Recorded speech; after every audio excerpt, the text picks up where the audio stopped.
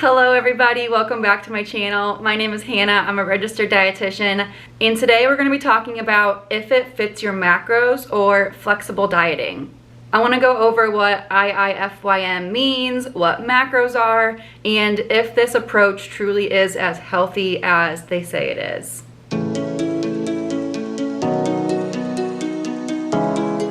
So IIFYM, or if it fits your macros, is a dieting technique where instead of just counting calories, you keep track of the macronutrients that you eat. So your protein, your carbs, and your healthy fats. It can also be referred to as flexible dieting or macro counting. But the whole idea behind this approach is that you can eat whatever you want as long as it fits your macros. And I mean, this sounds pretty appealing, right? Getting to eat whatever you want, but still reach your goals. But the question is, what's more important? Quantity of food or quality of food? First, I want to talk about what macronutrients are and how much we need of each of them, so that way I can kind of explain better why this approach does or doesn't work. So macros are the nutrients that give our body energy by providing calories. So again, our protein, carbohydrates, and fat, those provide calories, whereas micronutrients, our vitamins and minerals, do not. Our body needs protein, carbs, and fats, all three in some capacity, because they each perform a different role in the body.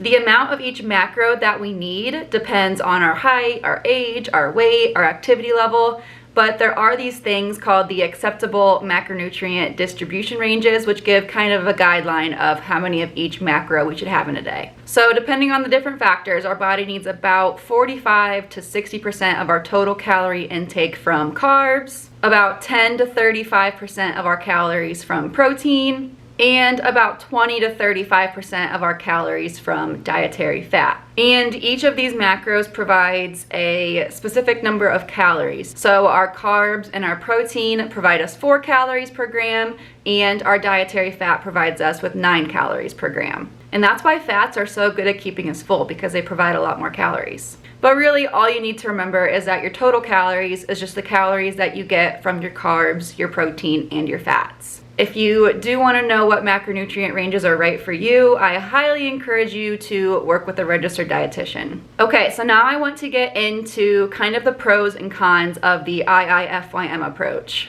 So again, this flexible dieting lifestyle is all about keeping track of how many grams of protein, carbs, and fats that you eat per day. So one of the positives of flexible dieting is it's not as restrictive as certain diets like keto, Whole30, juice cleanses. These diets are very restrictive and they often have you eliminate certain foods or entire food groups. With IIFYM, the only catch is that you have to meet your macros. You want to eat pizza? Great. You want to have Oreos? Great. You want to have chicken breast? That's cool too. All foods are allowed as long as they do meet your macro goals. So I do really like that all macronutrients are encouraged in this pattern of eating, unlike my arch nemesis keto where carbs are demonized.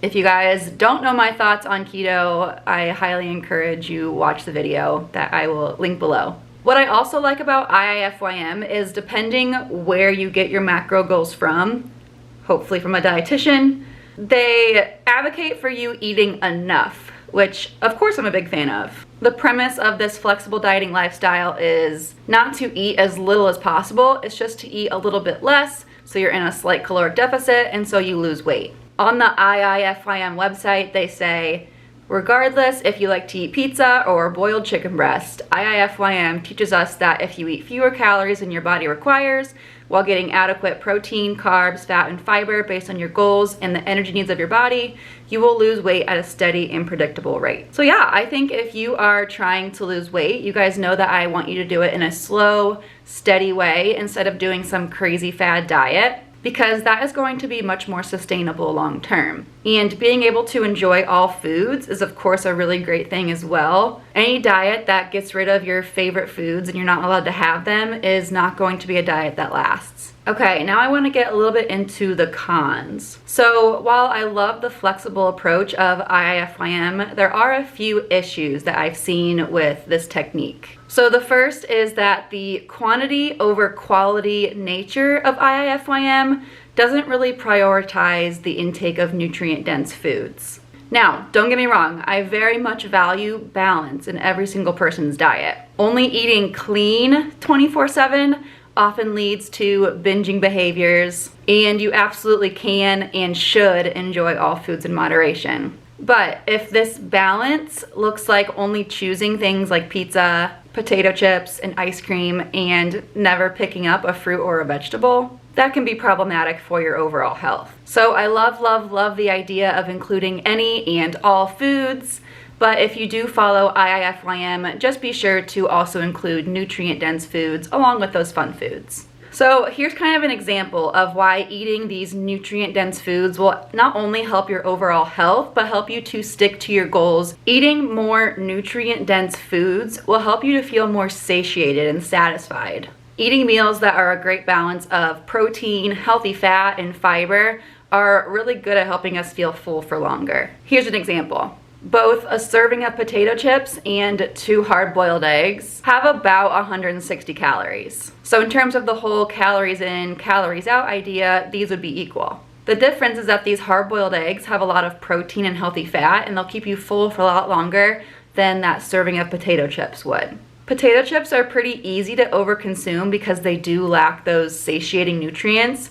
And so when you eat them, you may find yourself rummaging through the cupboards 20 minutes later because you didn't quite get full from that. Now, I have to emphasize this. Am I saying that potato chips are bad and they cannot be enjoyed? Absolutely not. Sometimes potato chips just hit the spot. And emotional and mental satisfaction with food is just as important as meeting your physical needs. But would eating potato chips all the time just because they fit your macros feel very good?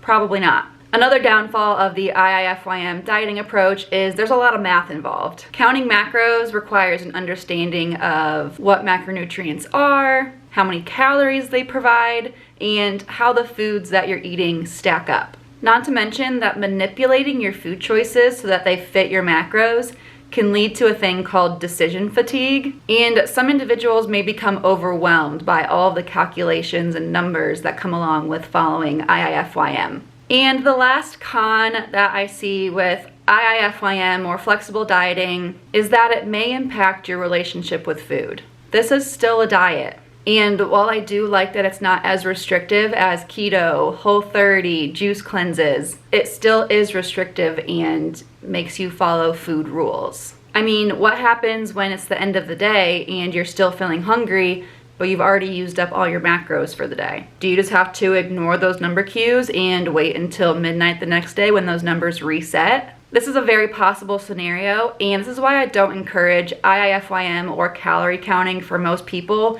at least not in the long term. Ignoring or suppressing our hunger cues is a surefire way to send our relationship with food into a decline. Our calorie and macronutrient needs vary from day to day.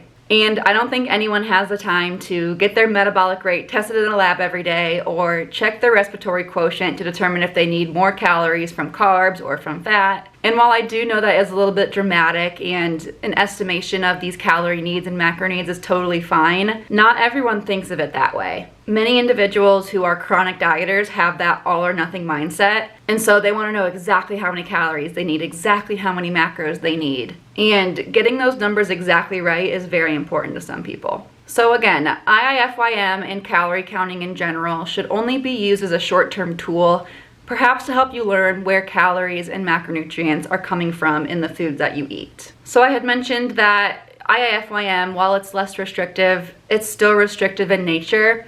And this restriction, any restriction, whether it's mentally or physically, is a very likely path into the restrict binge cycle. While IIFYM is way less restrictive than many of the diets out there, it still sets boundaries on how much you're allowed to eat, and this may be a trigger for binge eating for some people. Bottom line, where do I stand on IIFYM? So I think the goal is to meet somewhere in the middle where you are eating mainly nutrient-dense foods, but also allowing those fun foods on occasion too.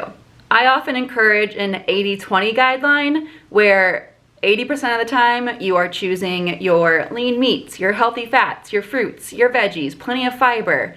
But it's totally fine if that other 20% of the time you are choosing more of those fun foods that aren't going to be as nutrient dense. By allowing that 20% and it might even be more or less depending on the day, you are going to be much more likely to stick to these health promoting behaviors than someone who is 100% only eating those nutrient dense foods. Alright you guys, thank you so much for watching this video. I hope you enjoyed it. Please leave a comment below if you have any other questions about IIFYM or flexible dieting, and let me know what diet I should review next, because Lord knows there's plenty more to go. Alright guys, see you next time.